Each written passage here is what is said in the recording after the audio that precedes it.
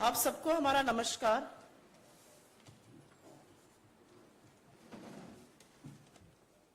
तीन दिन से ज्यादा हो गए हैं जिसको सदी का सबसे भयावह रेल हादसा कहा जा रहा है, और आज भी सरकार की तरफ से सिर्फ और सिर्फ ध्यान भटकाने का काम किया जा रहा है। लेकिन कुछ बोलने से पहले कुछ आंकड़े आपके सामने रखने जरूरी है और क्या कोशिशें चल रही हैं उसके बारे में बात करनी चाहिए। भारतीय रेल रोजाना करीब 2 करोड़ 20 लाख लोगों को अपने गंतव्य तक पहुंचाती है। मतलब ऑस्ट्रेलिया की पूरी आबादी इस देश की रेल पटरियों पर रोज होती है। पर ऐसे लोगों के सफर की सुरक्षा की चिंता करने के बजाय आज सरकार क्या कर रही है? कहानियां गढ़ रही है, साजिश रचने की थ्योरियां बता रही है, एक इंद्रजाल बनाने की कोशिश की जा रही है। 288 लोग, मतलब 300 करीब लोगों की जान चली गई है, और आज भी इस सवाल का जवाब नहीं है कि इन मौतों का जिम्मेदार कौन है। और रेल से कौन सफर करता है?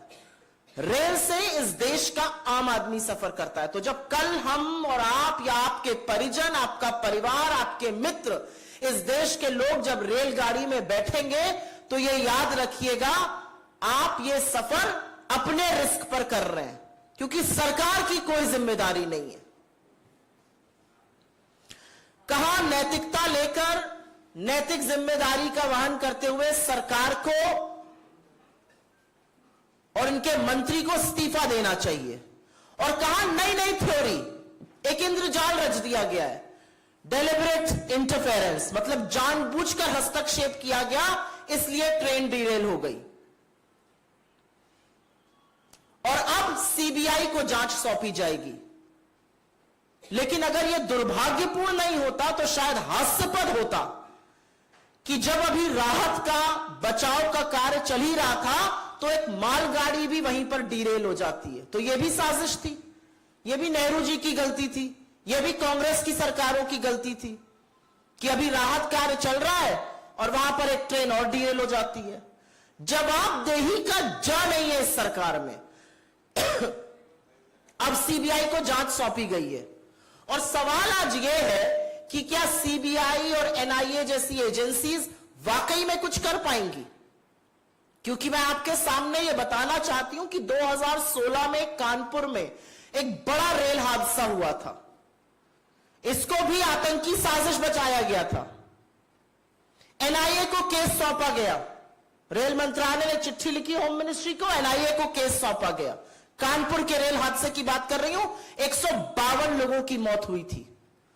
2017 में कुनेरू आंध्र प्रदेश में रेल डिरेलमेंट हुआ, बड़ा हादसा हुआ, 40 लोगों की मौत हुई। तुरंत बजाय जिम्मेदारी तय करने के, जवाबदेही तय करने के, जांच एनआईए को, नेशनल इन्वेस्टिगेटिव एजेंसी को सौंप दी गई।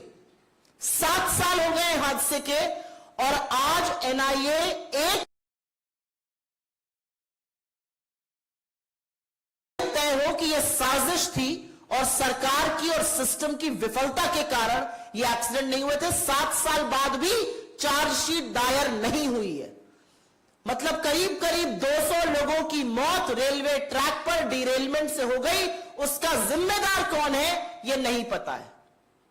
अपने ऊपर से ध्यान हट जाए, अपने ऊपर से ध्यान निकल जाए, कोई जवाबदेही ना हो, इसके लिए एनआईए को जांच सौंप दो। आज सीबीआई के साथ यह किया गया है। असलियत यह है कि सिस्टम की विफलता, सिग्नल सिस्टम की विफलता, इंटरलॉकिंग क्या दिक्कतें, जो ट्रैक का रखरखाव नहीं हो रहा, उसकी दिक्कतों के चलते यह हो रहा है। लेकिन सीबीआई और एनआईए जैसी उत्कृष्ट एजेंसीज, जो एक्चुअली इंटरपोल की नोडल एजेंसीज यहां पर हैं, जिनका काम है बड़े बड़े अपराधों की तफ्तीश करना, उनको इसमें शामिल करके अपने ऊपर से ध्यान भटकाया जाता है। यह पूरी तरह से साफ है कि कमिश्नर ऑफ रेलवे सेफ्टी इसकी जांच कर सकता है, सीआरएस, उनके पास टेक्निकल एक्सपर्टीज है इसकी जांच करने के लिए क्यों नहीं उनसे जांच कराई जा रही है? क्यों सीआरएस को सिर्फ अब 8 से 10% रेल हादसे के केसेस की जांच कराई जाती है? मेरे कुछ सवाल हैं। आप सीबीआई से नहीं, आप एनआईए से, किसी से भी जांच करा लीजिए, लेकिन क्या अब सीबीआई ढूंढेगी कि मरम्मत और नए ट्रैक के बजट को 2018-19 से घटाकर के बजट को घटाकर 2020 तक 7,400 करोड़ का क्यों कर दिया गया? क्या सीबीआई ये बताएगी कि इस बजट में 23% कटौती क्यों हुई? क्या सीबीआई ये ढूंढेगी कि जब रेलवे चिंतन शिविर हुआ तो हर जोन को सुरक्षा पर बोलना था, सबको चुप करके क्यों बैठा दिया गया और एक ही जोन को बोलने की इजाजत क्यों दी गई? और क्या सीबीआई ये ढूंढेगी कि उस चिंतन शिविर में सिर्फ वंदे भारत और कितना रेवेन्यू रेलवे से निकल सकता है पर चिंता क्यों हो रही थी, सुरक्षा की बात क्यों नहीं हो रही थी? क्या सीबीआई ये ढूंढेगी कि जो CAG controller and auditor general की लेटेस्ट रिपोर्ट है जो बताती है कि 2017 से 2021 के बीच में 10 में से करीब 7 हादसे पटरी से उतर जाने, डीरेलमेंट के कारण हुए, वो क्यों हुए? क्या सीबीआई ये ढूंढेगी कि ईस्ट कोस्ट रेलवे में सुरक्षा के लिए रेल और वेल्ड का परीक्षण क्यों नहीं हुआ इस दौरान? 10 में से 7 हादसे डीरेलमेंट की वजह से होते हैं और ईस्ट जोन जहां बालासोर में एक्सीडेंट हुआ वहां पर इसका परीक्षण तक नहीं किया जाता है 4 सालों में। क्या सीबीआई ये ढूंढेगी? क्या सीबीआई ये ढूंढेगी कि रेल राष्ट्रीय कोष का फंडिंग 79% क्यों घटा दी गई? क्या सीबीआई ये ढूंढेगी कि 20,000 करोड़ रुपए आवंटित करना था, वो पैसा क्यों नहीं आवंटित करा गया ट्रैक की मेंटेनेंस के लिए? ये सवाल आपसे पूछ रहे। क्या सीबीआई का ये काम है? क्या सीबीआई ये ढूंढेगी कि 3 लाख रिक्त पद क्यों है? क्या सीबीआई ये ढूंढेगी कि 8,000 पद जो पीएमओ और कैबिनेट कमेटी को भरे जाने थे वो क्यों नहीं भरे गए? क्या सीबीआई ये ढूंढेगी कि लोको चालक जो अत्यंत संवेदनशील और सुरक्षा से निहित काम करते हैं उनको 12-12 घंटे से ज्यादा की ड्यूटी क्यों कराई जा रही है? लोको चालकों की कमी क्यों है? आज सवाल यह है कि सीबीआई का काम क्या है, एनआईए का काम क्या है? 7 साल पहले आपने एनआईए को 2 जांचें दी थी, आज तक चार्जशीट नहीं दाखिल हो पाई, तो क्या उन परिजनों को पूछने का हक है कि यह सरकार की विफलताओं के कारण हुआ, दोष कहीं और क्यों मढ़ा जा रहा है? और एक बात और है, ऐसी उत्कृष्ट एजेंसीज को जब आप इस तरह की जांच देते हैं जिनमें उनकी कोई टेक्निकल एक्सपर्टीज नहीं है, तो आप कहीं ना कहीं उनके ऊपर भी एक सवालिया निशान लगवाने की कोशिश करते हैं। सबको लगता है एनआईए क्यों? एनआईए का काम है टेरर को इन्वेस्टिगेट करना। जो आपके ट्रैक के चलते हो रहा है, जो इंटरलॉकिंग की विफलता के चलते हो रहा है, जो सिस्टम फेलियर के चलते हो रहा है, जो मेंटेनेंस की दिक्कत से हो रहा है, उसके बारे में क्या होगा?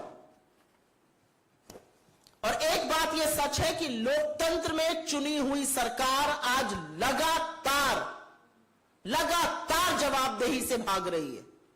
और एक यह भी सच है, दुख के साथ कहना पड़ता है, कि जब मंत्री या प्रधानमंत्री वहां जाते हैं तो ऐसा स्वांग रचा जाता है जैसे भगवान अवतरित हो गए हो। अरे उनका काम है, चुने हुए प्रधानमंत्री है, रेल मंत्री है, अगर वो जहां पर 300 लोगों की मौत हो गई करीब करीब, उस हादसे की जगह पर नहीं जाएंगे तो क्या करेंगे? यह अलग बात है कि वहां कूलर लगा हुआ है, यह अलग बात है कि शव गाजर मूली की तरह डंपर में फेंके जा रहे हैं और उनके लिए तोसक तकिया लगाकर इंतजाम किया गया है। यह अलग बात है कि रेल मंत्री के फोन पर 7 बजे शाम दिख रहा है, हमारे मीडिया के कुछ साथी उसको 11:30 बजे उनको जमीन पर तैनात दिखा रहे हैं। तो चुनी हुई सरकार को जब जब कटघरे में आप खड़ा करते हैं तो हमेशा ध्यान भटकाया जाता है। और इसीलिए हम सिर्फ और सिर्फ एक बात कह रहे हैं कि जांच जो है वो टेक्निकल एक्सपर्टीज के जो लोग हैं उनसे कराई जानी चाहिए और जवाबदेही तय होनी पड़ेगी कि क्यों नहीं ट्रैक मेंटेन किए जा रहे, क्यों भारतीय रेलवे जो करीब 2 करोड़ 20 लाख लोगों को रोज अपने गंतव्य पे पहुंचाता है, आज लोगों को रेलगाड़ी में बैठने से डर लग रहा है। अगर इन सवालों का जवाब सरकार नहीं देगी तो क्या सीबीआई और एनआईए जैसी एजेंसीज देंगी जिनके पास ना टेक्निकल एक्सपर्टीज है? और एक ये सच है कि ये पूरी साजिश का जो माया जाल है वो सिर्फ इसलिए रचा जा रहा है कि लोगों के मन में डर भर जाए और सरकार की कोई जवाबदेही ना हो। नैतिकता तो यह कहती है कि 3 घंटे के अंदर रेल मंत्री को अपने पद से इस्तीफा दे देना चाहिए था, लेकिन हो क्या रहा है? एक नया स्वांग रचा जा रहा है। और इसीलिए कहीं ना कहीं यह प्रतीत होता है कि यहां पर भी तथ्यों से मुंह मोड़ा जा रहा है, यहां पर भी बचा जा रहा है, और यहां पर भी सरकार जवाबदेही अपनी तय करने पर, ना तय करने पर मन बना चुकी है। I will very briefly make the same statement in English. It's been over 96 hours approximately. Indian Railways carries about 2 crore 20 lakh people to their destinations every day, which is almost the population of Australia. Every single day, 2 crore 20 lakh people are on the tracks of Indian Railways. But when accidents like Balasore happen, how is it that there is no accountability, no responsibility? And instead of finding out what caused this grave accident where almost 300 people died, the government is now spinning conspiracy theories and shifting the focus away from safety to all kinds of conspiracy theories like deliberate interference. You have roped in the CBI, but you had roped in the NIA in 2016 Kanpur train accident as well. Not a single proof has been found by the NIA. The NIA has not been able to file the charge sheet in the Kanpur train accident. The NIA has also not been able to file the charge sheet in the Kuneru, Andhra Pradesh train accident where almost 40 people died. Between Kanpur and Kuneru, almost 192 people were killed in these rail accidents. The NIA was probing, but the reality is this happened due to the interlocking failure, this happened due to the signal failure, this happened due to low track maintenance. And I think the very basic question is, why should premier agencies like CBI and NIA be roped into this? Because this is not their area of expertise. Why should the CRS not probe into this accident? Why is the CRS being restricted to probe only 8 to 10% of rail accidents that happen? Will CBI find out why are 3 lakh positions vacant? Will CBI find out that why are loco drivers being made to work more than 12 hours? Will CIA find out that why has track maintenance fund been cut by 23%? Will CIA find out that why has the Rail Sanraksha Kosh funding been reduced by 79%? Will CBI find out all these things? Because these are questions that an elected government of the day needs to answer. And so why must we not say, why must we not assert that once again the Modi government is shifting the focus away from their own failures, from failures of the Indian Railways, from failures of the government who has refused to prioritize safety of citizens, and is instead turning focus away from them by roping in the CBI or any such agency, because this has not led to fruition. It's been 7 years, not a single charge sheet has been filed by the NIA, and we fear that exactly the same thing will happen with a CBI probe. The reality is that accidents are happening because safety of passengers is not the priority of this government. Will CBI probe why did Chintan Shivir not allow a discussion on passenger safety and kept talking about revenue instead? And last but not the least, ये कहना पड़ेगा कि जब हम rail से यात्रा करते हैं तो बिल्कुल आप रेल को का नवीनीकरण करिए, आप वंदे भारत लगाइए, पिज्जा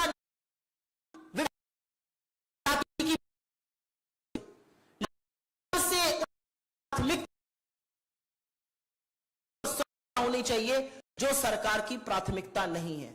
आपको गरम गरम खाना आपकी यात्रा के दौरान मिले या आप अपने गंतव्य तक सही सलामत और सुरक्षित पहुंचे, ये एक चॉइस है।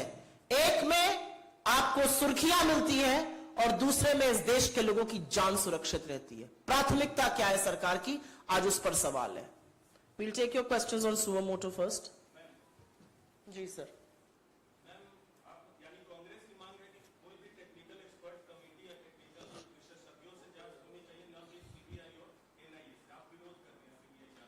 मैं विरोध से ज्यादा सवाल उठा रही हूं कि एनआईए 7 साल से जांच कर रहा है ना कानपुर और कुनेरू की, क्या निकल के आया उससे? हमारा अपना मानना है कि ये जो साजिश की एक थ्योरी रची जा रही है, जो डेलिब्रेट इंटरफेरेंस की थ्योरी रची जा रही है, ये जो माया जाल इंद्रजाल बनाया जा रहा है, ये सब मनगढ़ंत कहानियां हैं सरकार की, जिससे कि असल मुद्दे से ध्यान भटक सके। और असल मुद्दा यह है कि सरकार की विफलताओं के कारण 288 लोगों की जान चली गई, लोगों के परिवार उजड़ गए और लोगों के घर का चिराग बुझ गया। यह असलियत है। सरकार यह अभी भी स्वीकारने को तैयार नहीं लगती है कि रेल सिग्नलिंग सिस्टम की वजह से, इंटरलॉकिंग फेलियर की वजह से, ट्रैक के पुराने होने की वजह से डीरेलमेंट हो रहा है। साजिश रचने की बात कहते हैं।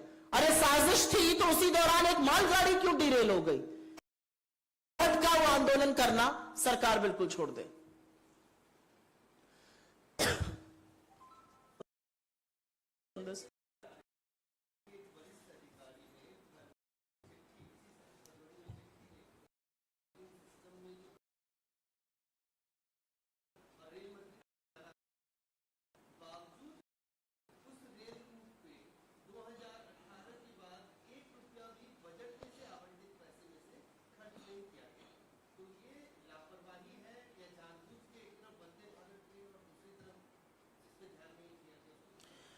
यह आप बिल्कुल सही कह रहे हो। और कल ये जिस पत्र का आप उल्लेख कर रहे हैं, यह हमारे अध्यक्ष ने जो प्रधानमंत्री महोदय को पत्र लिखकर कुछ चीजों से अवगत करा के सवाल उठाए, उसका एक हिस्सा है। और आपकी जानकारी के लिए, क्योंकि आपने ये साझा किया, मैं और लोगों के साथ इसको साझा कर लेती हूं।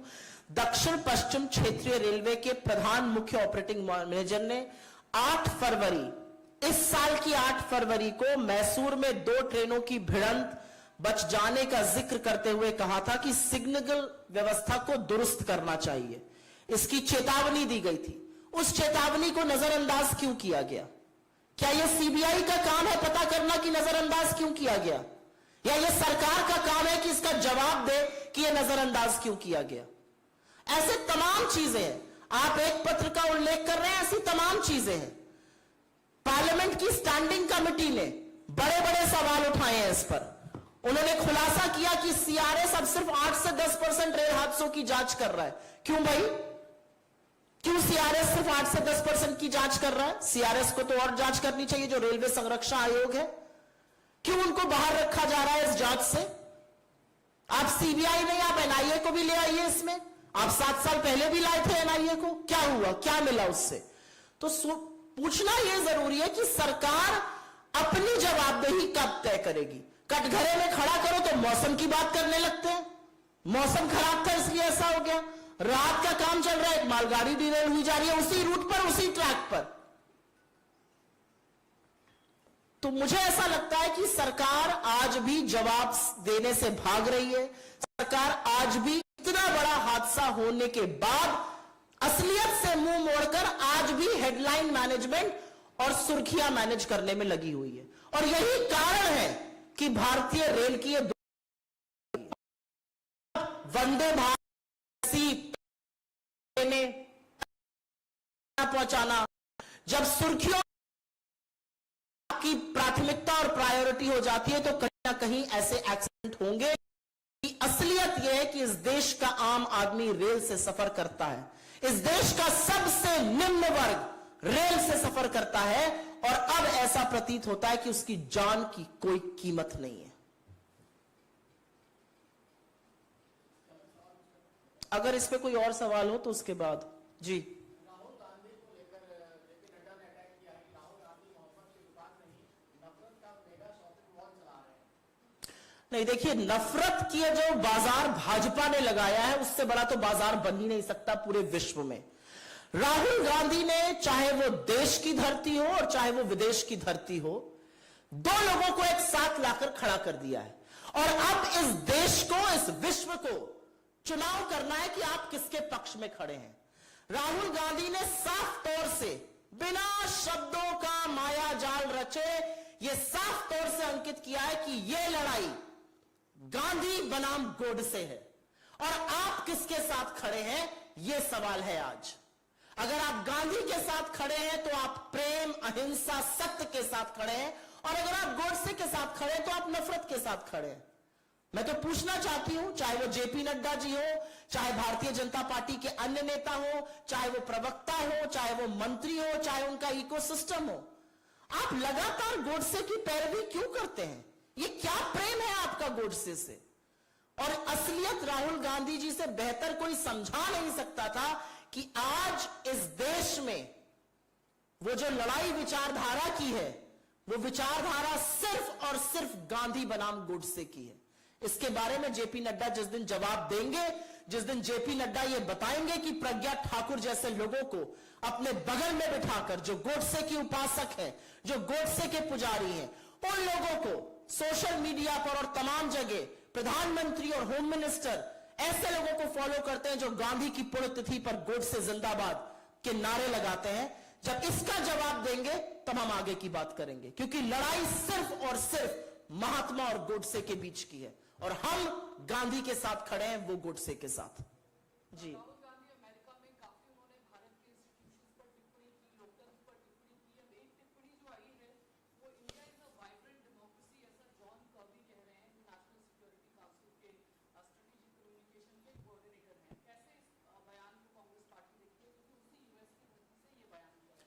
नहीं, उस यूएस की धरती से एक और बयान आया है। उस यूएस की धरती पर राहुल गांधी जी ने, या यूके की धरती पर राहुल गांधी जी ने साफ तौर से Indian democracy is a public good कहा है। उन्होंने कहा है कि भारत का जो लोकतंत्र है वो विश्व के लिए सौगात है। हमारे यहां इतने सारे लोग एक लोकतांत्रिक व्यवस्था में रहते हैं और इसलिए हमारे लोकतंत्र का मजबूत रहना जरूरी है। तो मुझे तो कोई विरोधाभास नहीं लगता। बिल्कुल हमारा लोकतंत्र की जड़ें मजबूत है, लेकिन उनको कमजोर करने की लगातार साजिश की जा रही है। उनको कमजोर करने में कोई कसर नहीं छोड़ी जा रही है।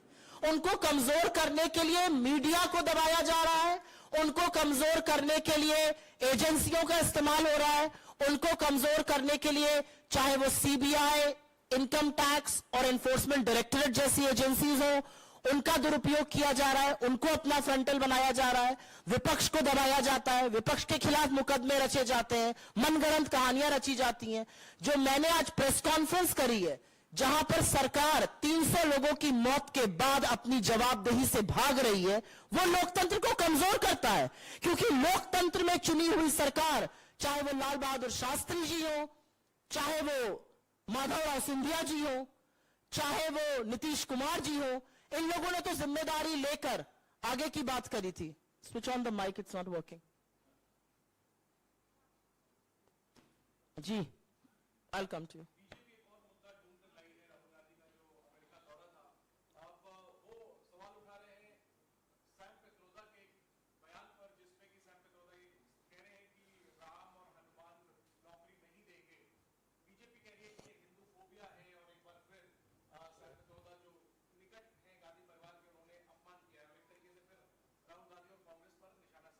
जिस दिन राहुल गांधी जी विदेश की यात्रा शुरू करने जा रहे थे, हमें उस दिन उस क्षण पता था कि भाजपा की फेक न्यूज फैक्ट्री को, भाजपा के अध्यक्ष को, इस देश के प्रधानमंत्री को, इनके बाकी मंत्रिमंडल को, इनके सांसदों को, इनके प्रवक्ताओं को, इनके इकोसिस्टम को, इनकी ट्रोल आर्मी को अब अगले कुछ दिन व्यस्त रहना पड़ेगा। अमेरिका में क्योंकि राहुल गांधी जी बोल रहे थे तो नींद में खलल भी पड़ी। 3-3 बजे सुबह तक उठना पड़ रहा था बेचारों को, खंगालने के लिए, छानने के लिए कि किस बयान को तोड़ा जाए, किस बयान को मरोड़ा जाए। लेकिन असलियत यह है कि जब एक व्यक्ति प्यार और मोहब्बत की बात करता है तो बेचारे कुछ कर नहीं पा रहे। तो यह स्क्रिप्ट भी अब पुरानी हो चली है कि किसी के बयान का कोई हिस्सा उठा लीजिए। मैं तो रामायण से ही कोट कर देती हूं, दैहिक दैविक भौतिक तापा, राम राज नहीं कहूं व्यापा। राम राज तो यह है कि हर व्यक्ति के पास नौकरी हो, व्यवसाय हो, गरीबी ना हो, दिक्कतें ना हो, गुर्बत ना हो, लोग इस तरह से रेल दुर्घटना में गाजर मूली की तरह मर ना जाएं। यह है राम राज्य। क्या ऐसा राम राज्य स्थापित करने को तैयार है मोदी जी? 9 साल तो हो गए झुंझुना बजाते हुए, अब झोला उठाने का वक्त आ गया है। अब कभी सैम पित्रोदा तो कभी ये कभी वो, ये सारे ध्यान भटकाऊ मुद्दे हैं। असलियत यह है कि इस सरकार को जवाब देना है कि 300 मौतों का ओडिशा के रेल हादसे में जिम्मेदार कौन है और क्या नैतिकता है इस सरकार की। जी,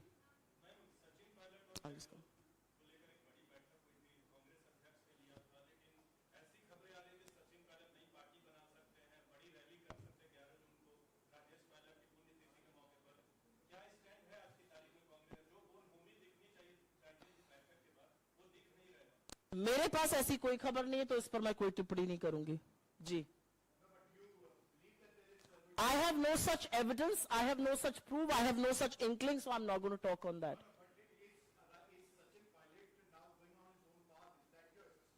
No, I said I have no input to make that assessment.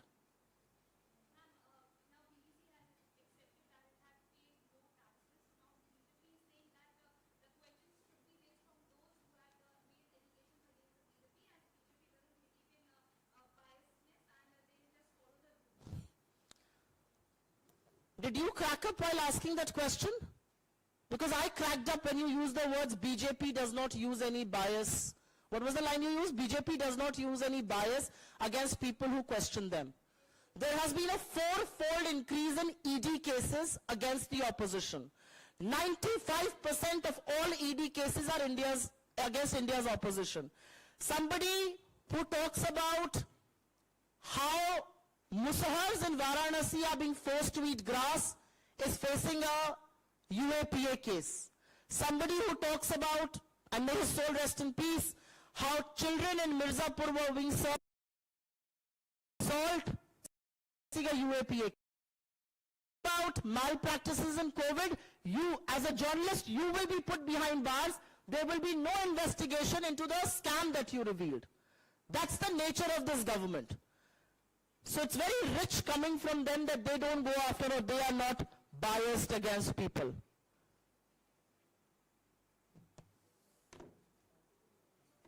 And as far as being biased is concerned, the same athletes who Mr. Modi was desperately getting pictures clicked with after they won medals were being hurled abuses at.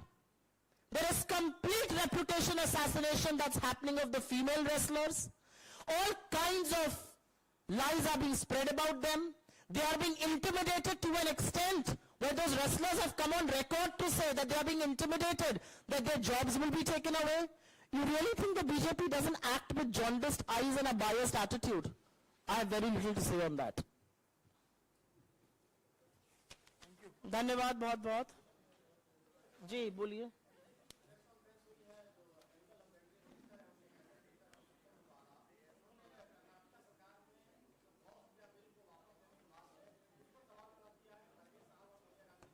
BJP की जो press conference होती है ना वो आधा सच और पूरा झूठ परोसती है तो जब तक मैं उसको पूरा सुन ना लूं मैं इस पर जवाब नहीं दूंगी क्योंकि एक माया जाल रचने का काम उनकी पूरी फैक्ट्री फेक न्यूज फैक्ट्री करती है और उसी का वो बहाने का काम उनकी प्रेस कॉन्फ्रेंसेस करती हैं धन्यवाद जी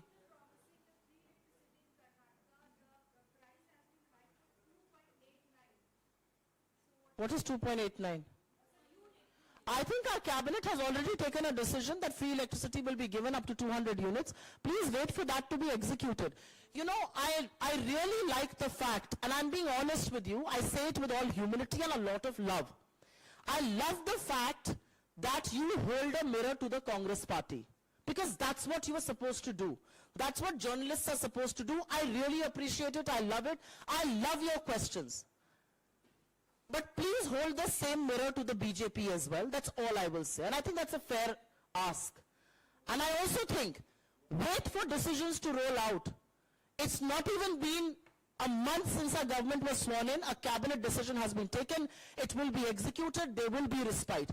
You know, when you ask me these questions, why should I not turn around and say that ours is the only government in Rajasthan which is giving cylinders at 500? Why are the rest of the BJP states not doing it? Do people of India not live there? So, I mean, I really love the fact that you ask us questions. I hope your counterparts who cover the BJP press conferences would also have the courage and the fairness with which you ask us questions and would pose some questions to the BJP as well. With a lot of love though. Thank you.